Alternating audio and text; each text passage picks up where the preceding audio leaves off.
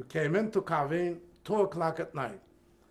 So this is the first time I saw a camp. The Zwangsarbeitslager had no electric wire, but had regular wire. It was a camp with 600 or 700 people, you know, because there was 1, 2, 3, maybe 8 barracks. It was that they had a Krankenstube, that means one room, one barrack was a kitchen, like they cooked the soups, and Krankenstube, which was a sick bay.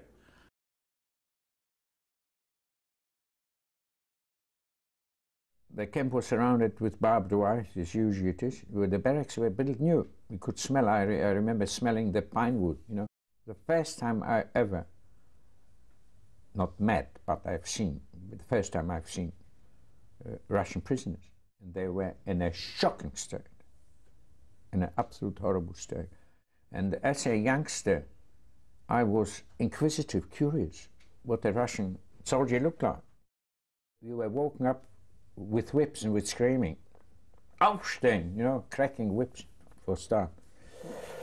I had to rush to the washrooms, receive the bread, and that was divided, it was weighing about 600 grams.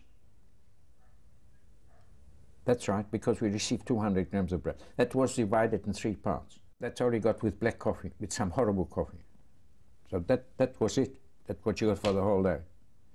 When you came back from camp, you queued up, there was a kitchen, and you queued up at the kitchen, you got watery soup. Absolutely hardly any vegetables in it. You look with a microscope if you found any potatoes in it, right? Simple as that. And you filled up the tummy, you know, with it. 10 minutes later we were just starved, you know, because you practically filled up your stomach with water.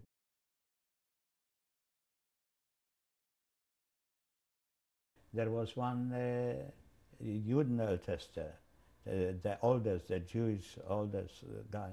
He was walking with a stick and boots, and he looked even worse than the Germans. And so he just, if somebody didn't salute him, didn't stand on Achtung, you know, he would break his head.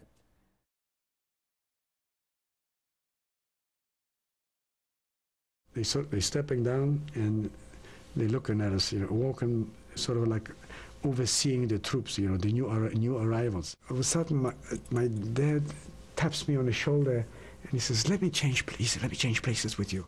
The commandant walks by him. All of a sudden, he makes a double take. He steps back, he looks at my father, he says, "Abraham, bist du das? Is this you, Abraham?" And my father says, "Jawohl, Herr Kommandant." And he says, "Austreten." He says, "Step out." And he turns to this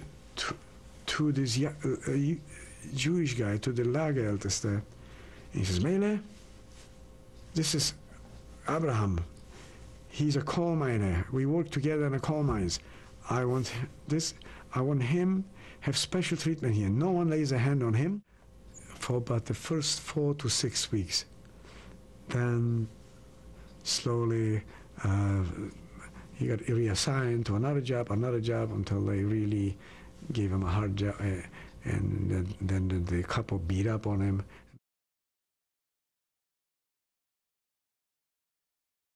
One day we're going out, few other of the same guys tried to escape and they were caught. So they were hanged right away by the gate. So when we were walking, we had to bend down.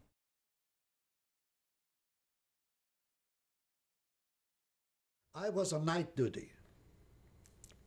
And I was supposed to feed off and was call of wood. Somebody escaped from my room. And we got a nice meeting. If we saw when he escaped, if we helped him escape.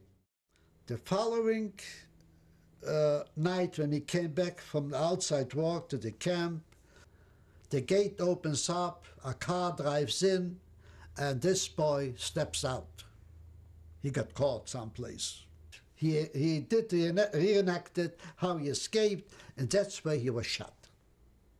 The next morning, when we went out for work, his body was laying by the gate with a bayonet in his stomach, with a sign on it. That's how you're going to look when you're going to escape.